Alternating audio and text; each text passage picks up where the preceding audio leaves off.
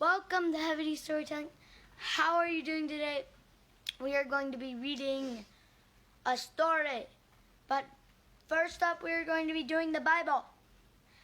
Then we are going to be doing the synopsis. Then we are going to be doing Dragon Drums, chapter 11, the last chapter. Then after that, we are going to be doing the mystery book. But we are going to be doing that on Thursday. So, hope you guys enjoyed the video. My dad, Heavy D here, is going to read the Bible to you. It's Psalm 21, right? Yeah, that's my dad's shadow. But, well, goodbye.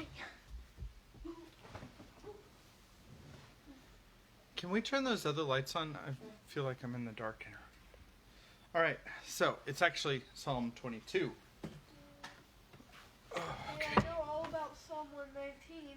All righty. So this is Psalm 22, which is a great prophetic psalm.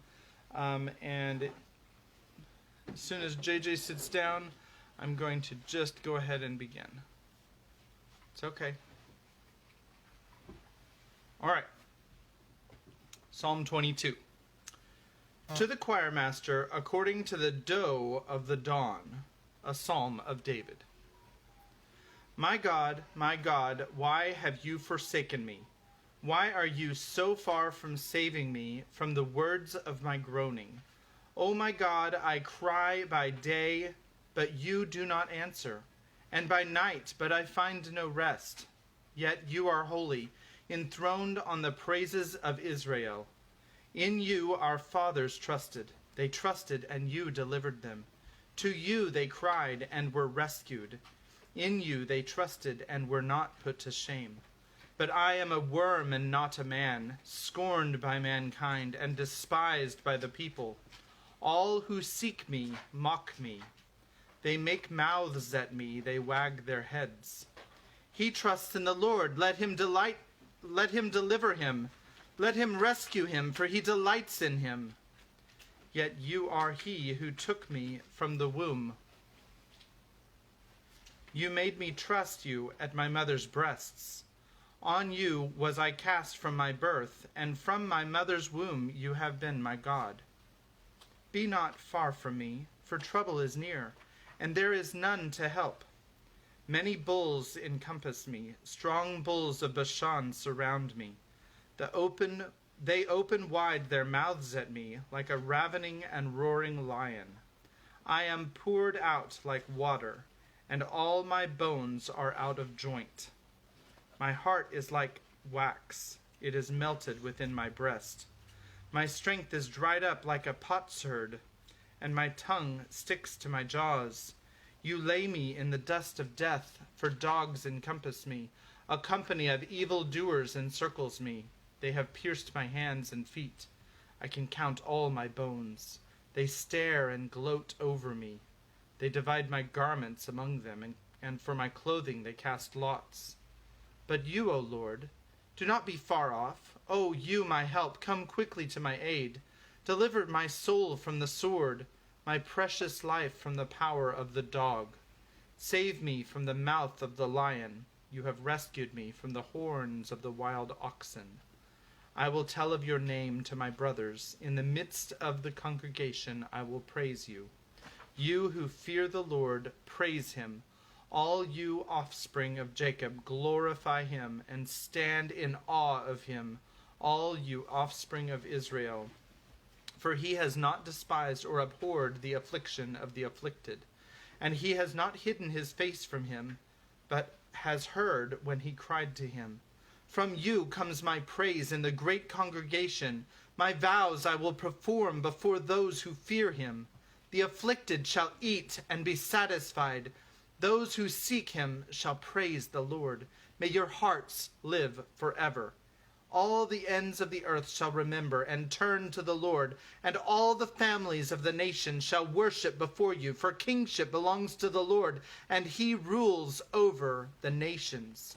All the prosperous of the earth eat and worship Before him shall bow all who go down to the dust, even the one who could not keep himself alive. Posterity shall serve him.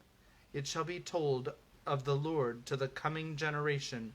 They shall come and proclaim his righteousness to a people yet unborn, that he has done it. That's the end of Psalm 22. I'm going to stop there, and we will begin with Psalm 23 before the mystery book that we will be starting probably on Thursday, possibly on Friday. It really depends on a lot of variables, but I hope that you're enjoying the reading of the book of Psalms. And God bless you. Here comes Kimberly for the synopsis.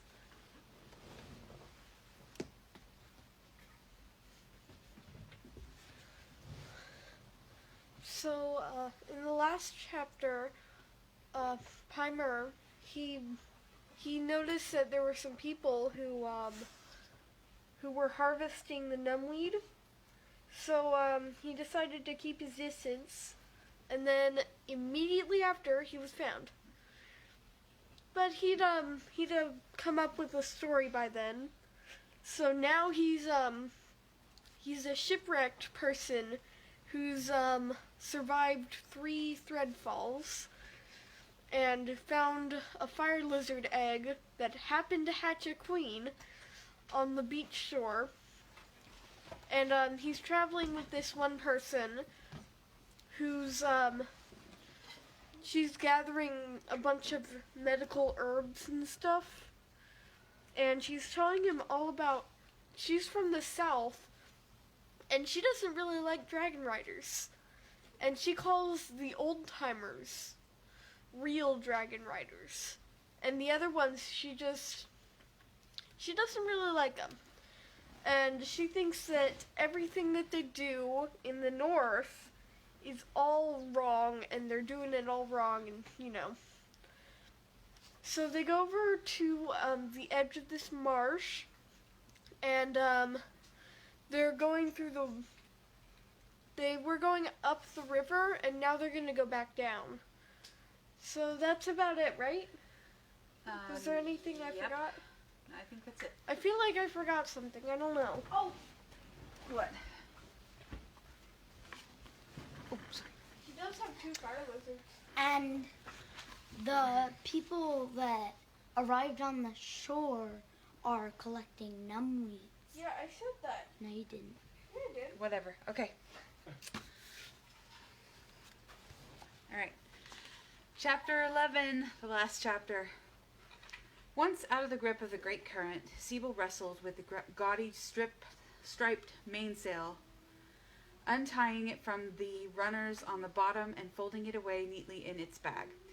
Then he and Mentally bent the bright red southern sail to the boom and mast. Practice had made it a smooth operation, though the first time Mentally and he had changed the sail halfway to the southern continent, it had taken them hours, with him cursing at his ineptness and she patiently explaining the trick.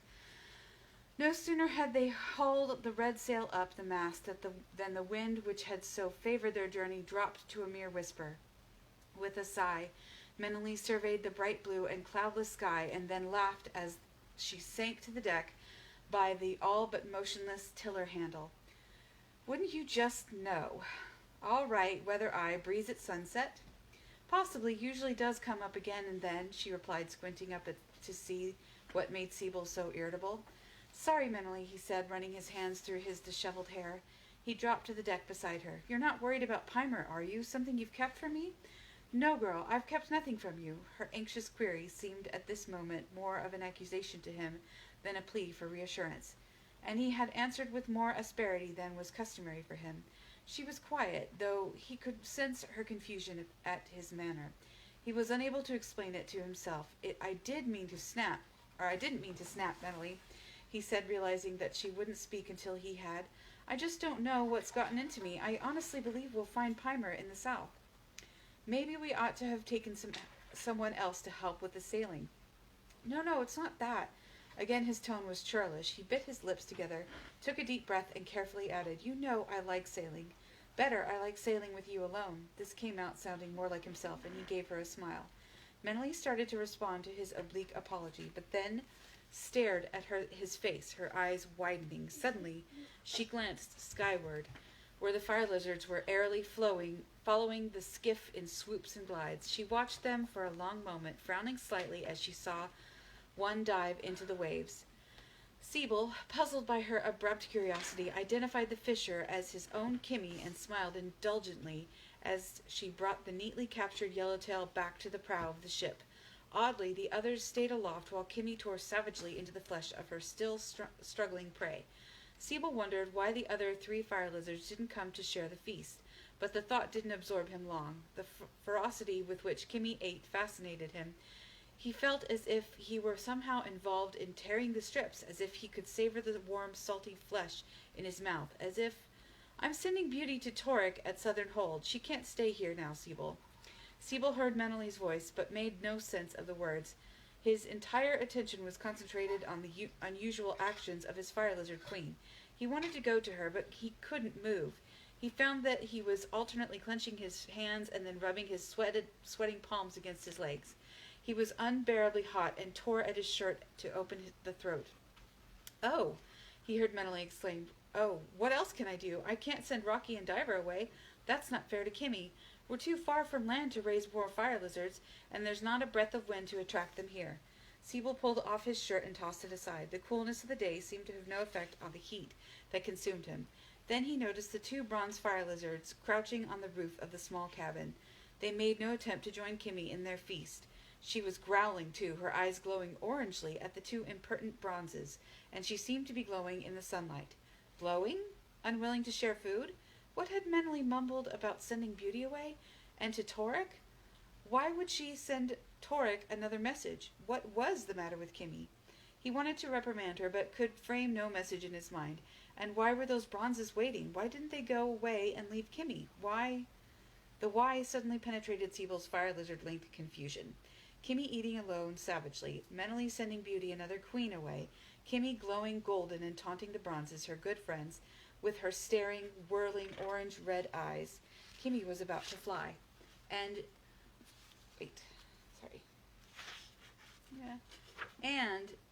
wondered where, I've skipped a page. And it was Meneley's bronzes who would fly her. A surge of elation swept Siebel, who could scarcely believe his good fortune, and yet, "Meneley?" He turned to her, hands outstretched, palms up, pleading with her and apologizing for what he knew was about to happen, since there were only the 2 of them on this becalmed boat in the middle of the wind-still sea.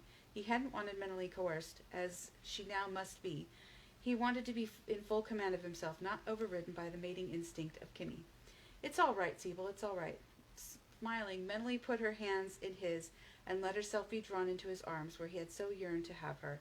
As if their contact had been a signal, Kimmy uttered a shriek and flung herself skyward from the prow, the 2 bronze fire lizards at length behind her.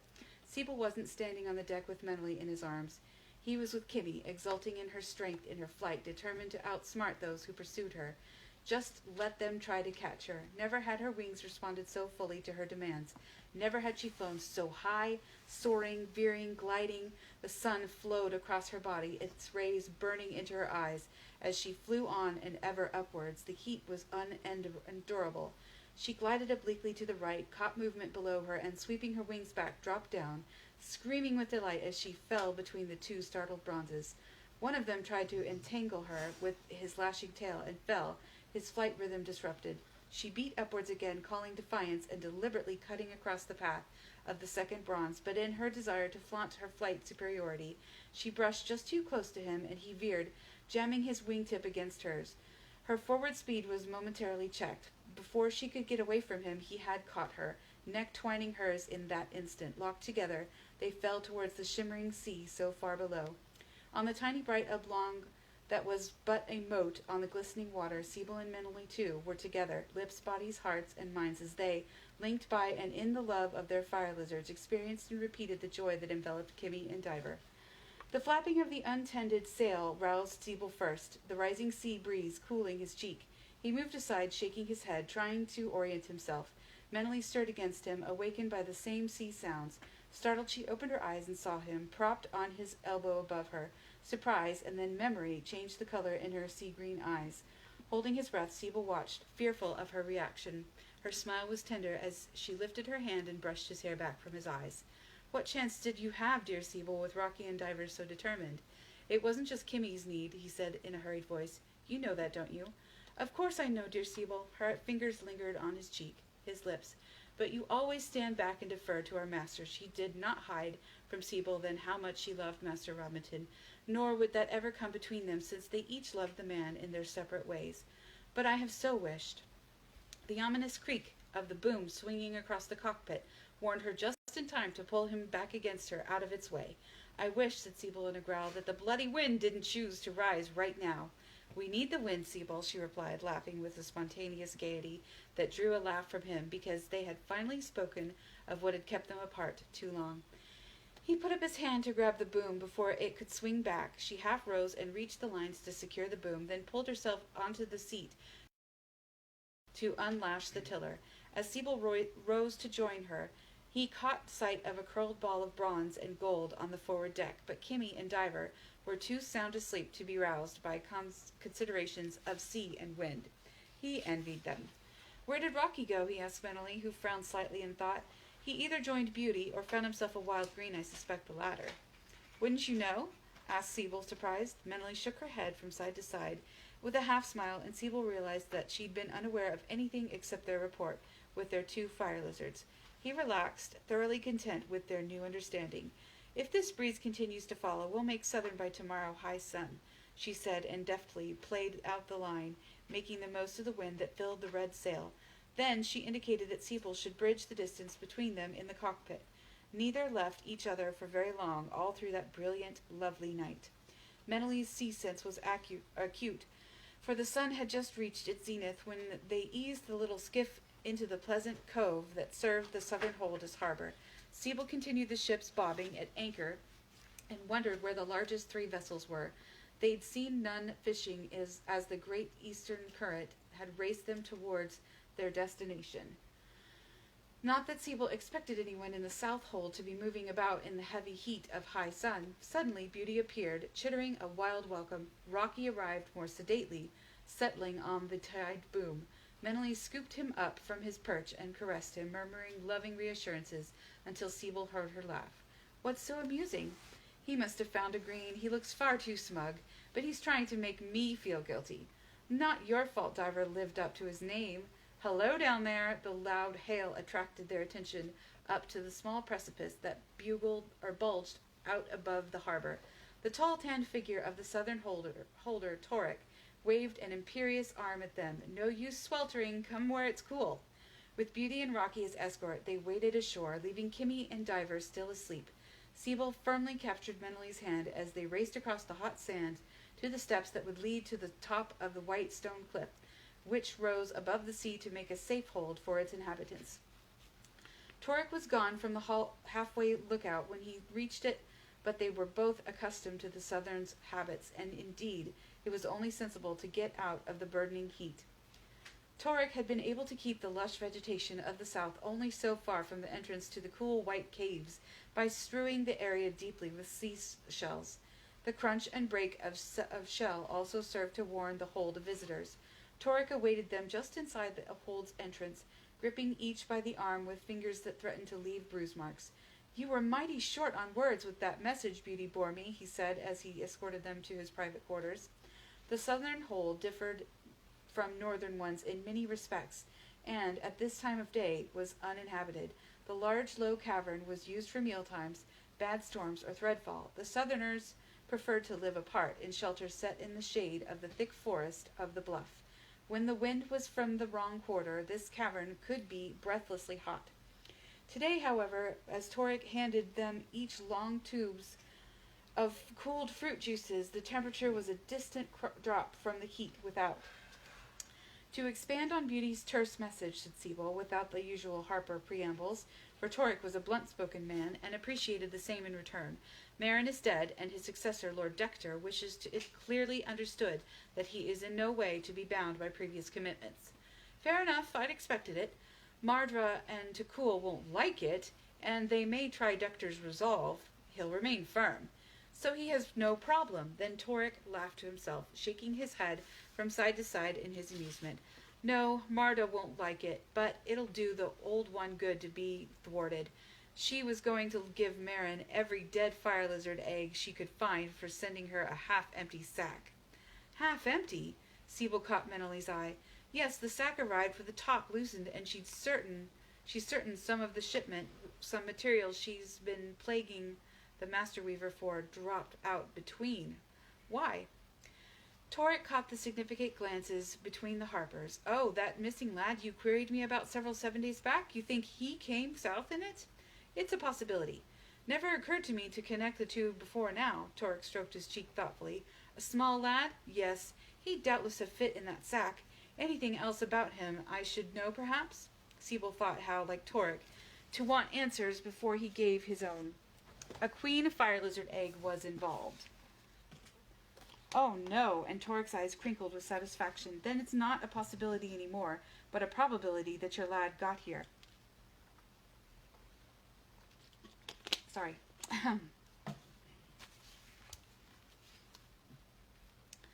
He stressed the word got, strangely, but went on before Siebel could question his emphasis. 3 threadfalls ago, weary men went after a weary circle. Most of the time that means fire lizard hatchings, so they do stir themselves to investigate. Torek gave a sour laugh. Not that that energy will profit them now if this Dector fellow won't follow Marin's ways. The strange thing was that when they reached the area, the wearies flitted away through the forest, and they found only a queen's shell on the beach. They spent a good deal of time going up and down that strand, but there wasn't any trace of a full clutch. Pimer does have his friend after all, cried Meneley, grabbing Siebel and dancing about with him in her relief. Pimer? That's your missing boy. Hey, stop that. You'll set every fire lizard in the place a wing. Kimmy and Diver swooped into the cavern at that point, and with Beauty and Rocky bulging their delight, possibly bugling, some of the southern fire lizards were also reacting. Siebel and Meneley called their 4 to order, and Torek sent his away. Yes, it's Pimer who's been missing, our apprentice, said Meneley, so jubilant that for a moment Siebel thought she'd swing Torek into their joyful antics. He and I were at Marin's gather, and said Siebel, somehow he got into the hold itself and purloined the queen fire lizard egg. Marin was livid. I can well imagine, said Torek with a snort. Only none of his men could find Pimer or the egg. Kimmy said she couldn't reach him, Siebel went on. That was when he'd hidden in the sack. Meneley said, oh, that clever rascal. More clever than he knew or could guess, Siebel continued, for Torek's expression told him that he didn't think so highly of Pimer's escapade. The Harper explained to Torek that all that had occurred after Pimer's daring theft, the fear of the main contenders of the holding that Bendon Wire would discover Marin's dealings with the southern old-timers. The heirs apparent now wanted no part of the succession, nor did they want the hold in contention, so they pressured Marin to name a successor who would then try to placate the Bendon Weir leaders. But Marin had collapsed, and both the Master Healer and the Master Harper were summoned, for the Harper could act as a mediator. He convoked their other Lord Holders and the High Reaches Weir leader to force Lord Marin to name his successor. About the method, Siebel remained discreet. Nor did Torek inquire, since Siebel's recitation was limited to facts rather than storytelling embellishments. So we think, Siebel finished, that since Kimmy specifically said it was too dark, as in a sack, and she couldn't find Pimer, or room enough to get to him, he did secret himself in a sack, which the old-timers collected that night. I saw the dragons, and brought here. That would also explain why none of our fire lizards could find a trace of him anywhere in the bowl. Torek had listened with keen attention to Siebel's summary, but now he cocked his head to one side and made a rueful noise with his tongue against his teeth. It's true a boy could have fit in that sack, and it's true that a queen fire lizard was found, but, and he held up his hand warningly, thread fell that day. Pimer knew you could live holdless through Threadfall, said Meneley with the firmness of one trying to convince herself. Wearies were circling that shell. They could have got the little queen at hatching. Not if Pimer was alive, and I know he was, said Meneley more stoutly now and utterly convinced. Is that place far from here? Could your queen take our fire lizards? If Pimer's anywhere about, they'll find him. Torek was dubious, but he called up his queen. To the surprise of both harpers, the queen didn't, as Kimmy or Beauty would have done, land on Torek's shoulder, but hovered awaiting his pleasure. Torek issued the sort of order one would give a stupid drudge. She chirped at Kimmy and Beauty, disdaining the two bronzes, and flitted out of the cavern, the other 4 fire lizards right behind her. Lord Merrin's death won't bother them. And Torek jerked his head in the direction of the southern wire for a while. They just brought in all they'll need for some time. I would prefer that we somehow keep them supplied. And he jerked his thumb at his chest in emphasis, do not wish to jeopardize my arrangements with Lessa and Falar. They, and again he meant the old-timers, don't care how they get what they think they need. Merrin was just convenient. He took the harper's solemn assurance as assistance as his due, but then grinned not pleasantly. Has any one of Merrin's people figured out just how many green fire lizards' eggs got foisted off on them? Torek plainly thought little of people who would be taken in by such a deception. You forget that the smallholders don't know much about fire lizards, said Siebel. In fact, the enormous fire lizard population in Nimble is one of the reasons why Pimer and I were there, to make certain Merrin was the source of so many green fire lizards. Torek half rose, his usual controlled expression showing anger. No one suspected me of cheating traders? No, Siebel said, though that had been one of his problems. Don't forget that I collected the clutches you've sent north in barter, but it was necessary for the harper to find the real culprit. Green clutches could have been brought in by sailors who have been so conveniently losing themselves in southern waters. Oh, all right then, said Torek. Torek subsided, his honor unchallenged. The old-timers have not questioned those lost sailors? No, said Torek, shrugging negligently. So long as the sails are red, they never have bothered to count the number of ships we really own. Torek then noticed that they had drained their juices, so he replenished the cool drinks. Have you some ships out now? Asked Siebel, because he had thought it odd to see if so few at anchor when the sun was high. Torek smiled again, his good humor completely restored by Siebel's observation. You are welcome, Harper, since the ships have sailed on your account, or I should say, Master Oldives. It's harvest time for the numweed, and for certain other herbs, grasses and such, like that Shara says the good man requires. If you stay until they return, then you can sail home full laden. Good news, Torek, but we'd best sail home laden with Pimer as well. The southerner clicked his tongue pessimistically. As I said, there've been 3, maybe 4 threadfalls since that queen eggshell was found. You don't know our Pimer, said Meneley, so insistent that Torek raised his eyebrows in surprise at her fervor. Maybe, but I know how northerners act in threadfall. Torek was plainly contemptuous. You're having trouble with their adaptation here? Asked Siebel, worrying that the harper's masterful solution of sending holdless men south to Torek was unobtrusive numbers was in jeopardy.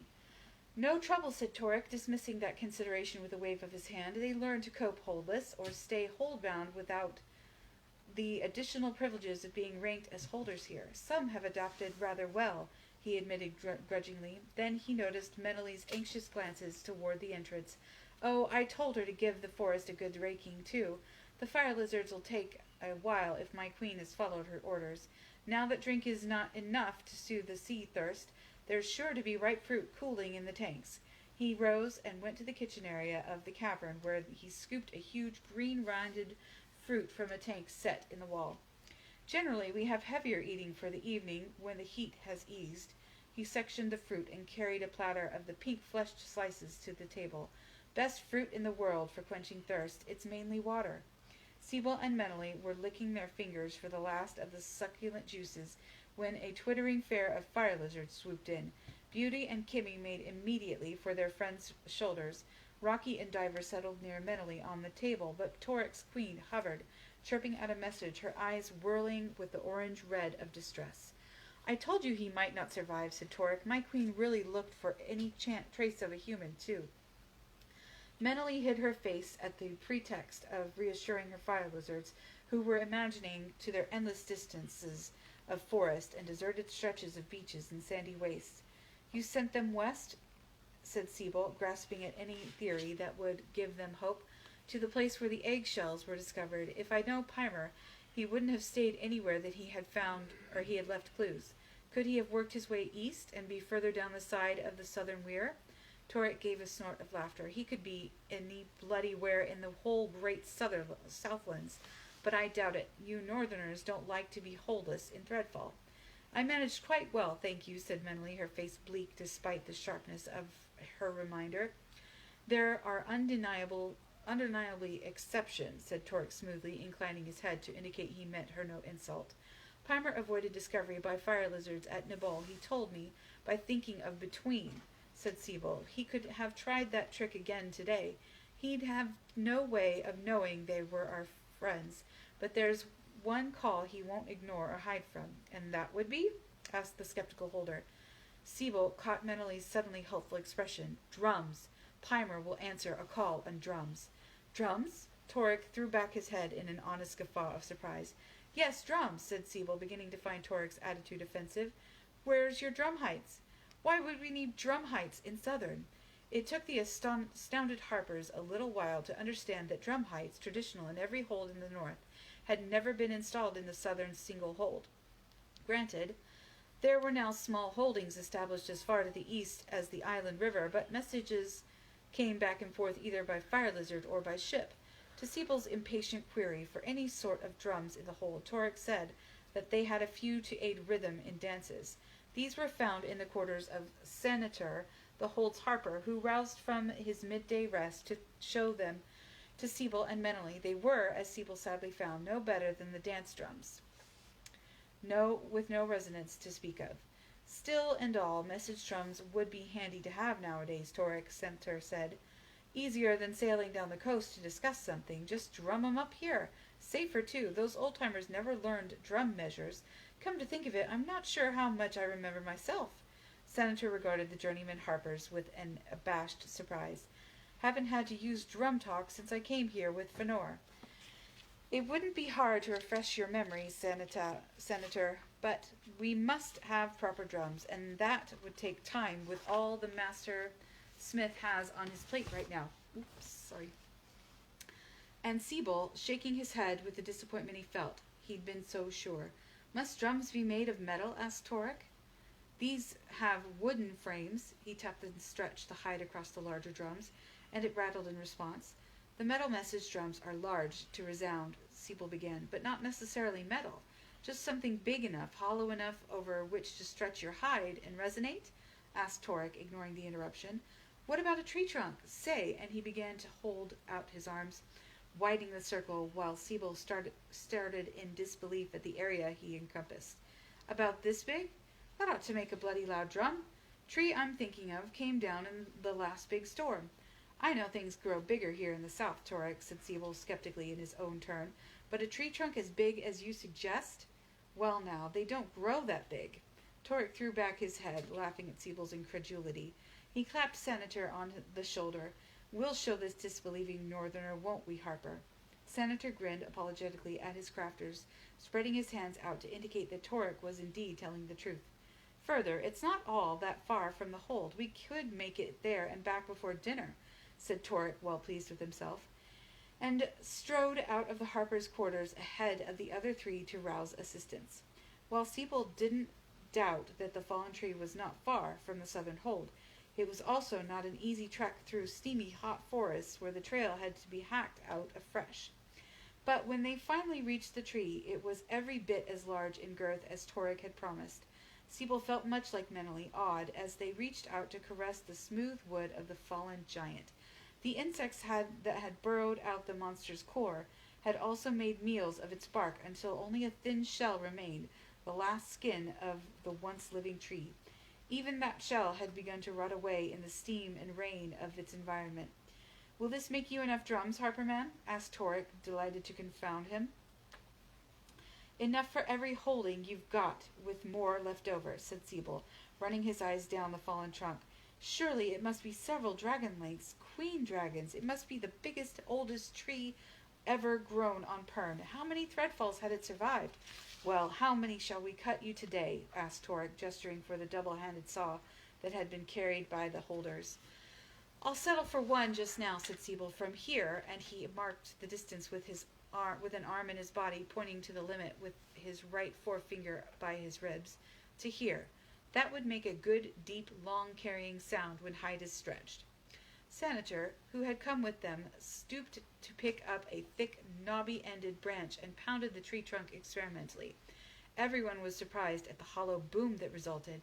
The fire lizards who had been perched on the surface lifted with shrieks of protest. Grinning, Siebel held out his hand to Senator for the stick. He beat out the phrase, "Apprentice report." He grinned more broadly as the majestic tones echoed through the forest and started a veritable shower of tree-dwelling insects and snakes, shaken from their perches by the unexpected loud reverberations. "Why move it?" asked Torek. "You could hear this at the back of the mountains." "Ah, but sight this on that landing over your harbor and a message would carry to that island river of yours," said Siebel. "Then we'll cut your drum, Harper," said Torek, gesturing for another man to take the opposite handle of the big saw. He held the blade for the initial cut. "Then we shall take the rest out in sections, as big as we can carry them," he said, thrusting mightily at his end of the saw. With a man of Torek's brawn and the willing help of the other holders, the first drum section was quickly detached from the trunk. A long pole was cut, vines quickly laced to secure the section to the carrier, and the party was soon making its way back to the southern hold. By the time they had arrived, Siebel and Menely were dripping with sweat, tortured by scratches and insect bites which did not seem to bother the tougher, tanned hides of the southerners. Siebel wondered if he could find the energy to cover the drum that day. Torek had finally assured him that there were hides large enough, since herd beasts also grew larger here in the south, to fit this mammoth drum, but the journeyman was determined to work as long and hard as the southern holder if he had to, and he had to find Pimer. They had positioned the drum in front of the cavern for the sun to dry up the insects, so Torek announced, when the big holder frowned at his guests.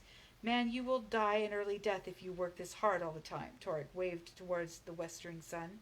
"The day is nearly over. This drum-making can wait till morning. Now we all need a wash," and his gesture went seaward. "That is, if you Harpers swim." Menely gave a sigh, partly composed of relief that Siebel was not going to insist on finishing the drum tonight, partly of disgust, since Torek would never remember that she had not only lived holdless, but had been a sea-holder's daughter and could outswim him. Siebel hesitated briefly before he surrendered to Torek's suggestion. The sea-water, not as warm as Siebel had anticipated, was indeed refreshing as well as relaxing. The 4 fire lizards zipped in and out of the gentle evening waves, chittering with delight to frolic with their friends, though if Menely disappeared for long beneath the waves, her 3 fire lizards dove after her, pulling her surfacewards by her hair. Suddenly, Torek's queen, who had held herself aloof from the antics of the visitors, hovered about Torek's head, twittering urgently. Torek glanced around, following the gaze. Menely and Siebel saw 3 red-sailed sloops, their sides lined with people, rounding the arm of land that protected the southern harbor. "The harvesters have returned," said Torek to the harpers. "I'll just see if all is well. Stay on and enjoy yourselves." With strong strokes of his powerful arms, he made a diagonal line to the shore that would intercept the landing of the lead ship. "Sometimes that man is too much," she said, shaking her head at this latest exhibition of the southerner's strength. "Which is as well for me," said Siebel, laughing, and pulled her under just to let the fire lizards rescue her. They played that game a bit, reveling in the freedom of the water and its coolness, until Menely suddenly wondered if she had enough energy left to swim back to shore. But they got there safely, fire lizards escorting, and paused to lean against the sea wall to catch their breaths before continuing back up to the hold. Torek was now directing the unloading, his tall figure moving here and there. Abruptly they saw a tall, dark-haired girl, only a head shorter than the big holder, approach him and hold him in a long conversation. "That must be Shara," Menely said, noticing several fire lizards converge over the girl's head. One of them landed on her shoulder, and Menely gave a snort. "Torek certainly has his queen well trained, hasn't he?" Suddenly a sound paralyzed them, the sharp thudding of a practiced hand against what could only be the newly acquired drum round. A practiced hand that beat a measure. "Harper here, anyone else?" And the staccato that was a question. It has to be Pimer, Meneley's cry was half gasp, half scream, but the words weren't quite out of her mouth before both Harpers were on their feet and running towards the ramp up from the harbor. "What's the matter?" they heard Torek yelling after him. "That was Pimer," Siebel managed to gasp out as he charged a bare stride ahead of Meneley, but when they skidded to a halt on the shell-strewn area before the cavern, there was no one about. Siebel cupped his hands about his mouth. "Pimer, report!" "Beauty, Rocky, where is he?" gasped Meneley, half angry with Pimer for that heart-stopping shock. "Siebel?" The Harper's name echoed and re-echoed coming from the cavern. Siebel and Meneley were halfway there when a tanned, bare-legged, shock-haired white figure ran straight into them. Meneley, Siebel, and Pimer were entangled in mutual cries and thumpings of rediscovery when a tiny fire lizard queen began attacking Siebel, and a small runner beast tried to butt Meneley's knees from under her. Beauty, Rocky, and Diva immediately drove off the little queen, but it wasn't until Pimer, dashing tears of relief and joy from his eyes, called Farley to order and reassured Stupid that any sort of coherent conversation was possible. By that time, Shara, Torek, and half the southern hold were aware that the lost had been found. A celebration for the successful return of the harvesters would have been held in any case, but the evening was certainly crowned by Pimer's appearance, especially after he was reassured that his absence would be forgiven by the Master Harper in view of the extraordinary outcome of the initial folly of stealing the queen egg from Marin's hearth. Siebel and Meneley listened intently when Pimer accounted for his continued absence once Farley had been impressed. "He was wiser not to come back right then anyhow," said Shara before Torek could speak. "If you remember, Mardra was in a taking over that unclosed sack and ready to flay the hide off the back of the culprit, though what she wants with more to wear here I don't know." "The wilderness has its own thralls," said Torek, eyeing Pimer so closely that the boy wondered what he'd done wrong now. Oh, I'm halfway on the screen. "Tell me, young apprentice Harper, how did you survive Threadfall the day your queen hatched?" "In the water under a ledge in the lagoon," said Pimer, as if that ought to have been obvious. "Farley didn't hatch until after Threadfall." Torek nodded approval. "And the other Threadfalls?" "Underwater. Only by that time I'd sort of found a camp by the river, above the numbweed meadows." He glanced at Shara, whose eyes twinkled at the truth now chose to speak, "where I found a submerged log to hold onto and a long reed to breathe through." "Why didn't you come back after the second fall?" "I found Stupid, and I couldn't travel far or fast until he was grown up." Shara bubbled with laughter then, for the ingenious expression of Pimer's face was just short of impudence. "You were certainly making tracks eastward to the sea when our paths crossed," she said.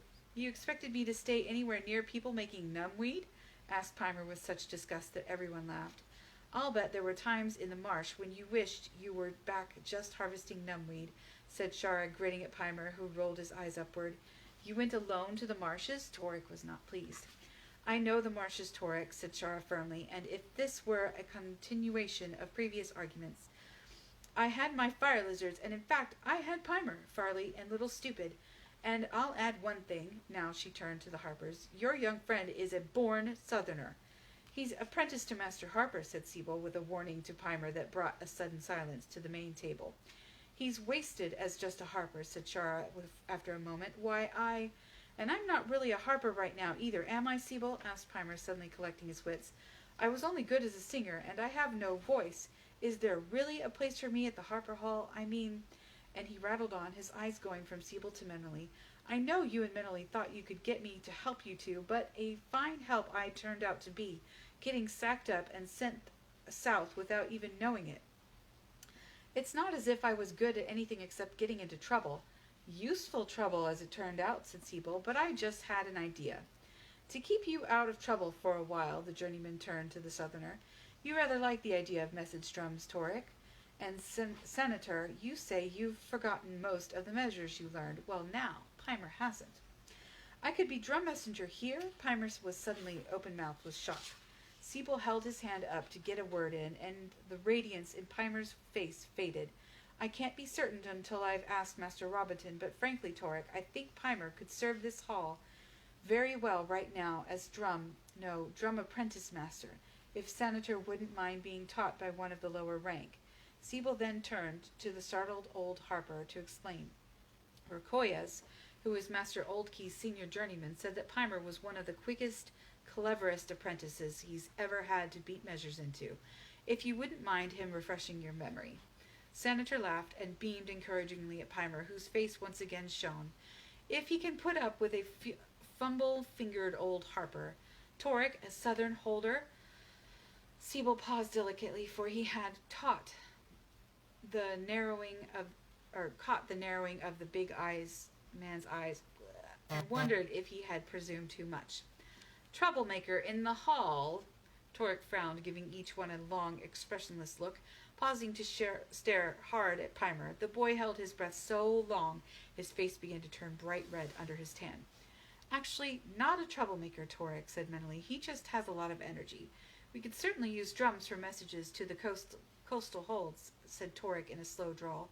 His face closed on his thoughts. Can Pimer make the drums? He asked Siebel. I'd prefer to stay and supervise, Siebel murmured.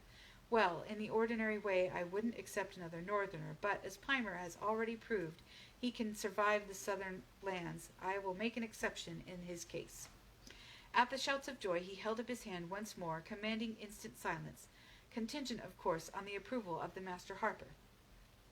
He'll be so glad to hear that Pimer's alive and well, cried Meneley, fumbling in her pouch for the message tube. Ah, Meneley, it's not as if I hadn't listened to everything you told me about fire lizards and your life in the Dragonstone's cave and all. You'll find this lad has ears in every pore of him, said Siebel, giving Pimer's right an affectionate twist. And tell Master Robinson I've got a queen and a tame runner beast, Pimer told Meneley, who was busily writing. I wouldn't have to leave Stupid behind if I have to go back to the Harper Hall, would I, Siebel? Siebel said something soothing and watched as Meneley made the message tube fast to Beauty's leg. Told her to go back to Master Robinson and return as soon as possible. Do you think he'll let me stay? Pimer asked Meneley then, his eyes round with hope and anxiety. You did put your time in the drum heights to good advantage, Meneley said, hoping that this solution to the problem of Pimer's immediate future did indeed meet with Master Robinson's favor. The boy so clearly had thrived in his few 7 days here, she could swear he was taller and had broadened through the chest and neck, and there was no question but what his unexpected trip to Southern had altered him in many subtle ways. She caught Siebel's glance and knew that he had observed those changes too, that the journeyman must see that this broad and unexplored southern land could absorb the energies and intelligence of their young friend far better than the more traditional Harper Hall. Bet you didn't think it would result in an opportunity like this. Solemnly, Pimer shook his head from side to side, then the laughter that always lurked in his eyes shone through. Bet you didn't either. Most of the Southerners then prevailed on the two visiting Harpers for the latest Northern songs, always a happy importation. So the time passed quickly while Beauty delivered her message. The moment the little Golden Queen swooped into the cavern, every sound died, for by now the prospect of Pimer as drum messenger had filtered to every Southern present, and the suspense was universal. But Beauty was so attuned to the message she carried that her caroling answered Pimer's question before the confirming words were read aloud. Well done, Pimer. Safely stay, drum journeyman. Congratulations were loud and cheerful, with Pimer's back being thumped and hands shaken until he was nearly dizzy with such sudden acclaim after so much solitude. When Siebel saw him take an opportunity to leave the cavern and the continuing festivity, he started to follow, but Meneley shook her head, already halfway to the door. So it was only Meneley who heard Pimer say to the tired little Golden Queen that clung to his neck, I wish I had a drum big enough to tell the whole world how happy I am. That is the end of Dragon Drums and the end of the Harper Hall of Pern trilogy. But he does. Yay. He's Okay. gonna have a drum Show me your coloring, Kimberly. It's pretty. And JJ, bring me my glass of water, please. I'm Can I show you parched. mine? water. Can I show them mine? Yeah, of course. And mine? Of course, the pictures are inverted because it's... Because it's Facebook. No, because it's... Thank you.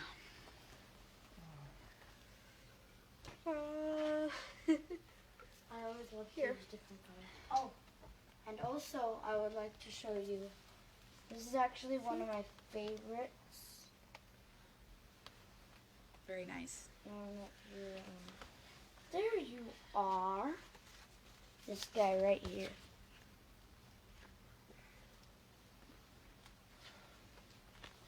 My mom I see helped it? me make him. Oh, sorry, we're a little frazzled today. We've kind of been working on some projects all day long. Coming Oh, my soon, teacher. the joke of the day Yeah. makes a return. Yay! Yay! Okay. All right. Granny Bear says pretty coloring, guys. Everybody say goodnight. Good night. Good night. Good night. Good night, Granny Mirror. We'll give it Good night, Becca. give it about a minute. Yeah. Who be he, JJ? Is that a real question? Who did you color? It was the Mandalorian. The Mandalorian. You guys are seriously missing out by not watching The He Mandalorian. was Mando. Yeah. Go to Disney Plus. They don't have Disney Plus. Come on. Come on. Okay. Pop-Pop would really like it, and so would Auntie Lizzie. Good night. Yeah, it's sort of like a Western. Okay. She said good night. Star Wars is kind of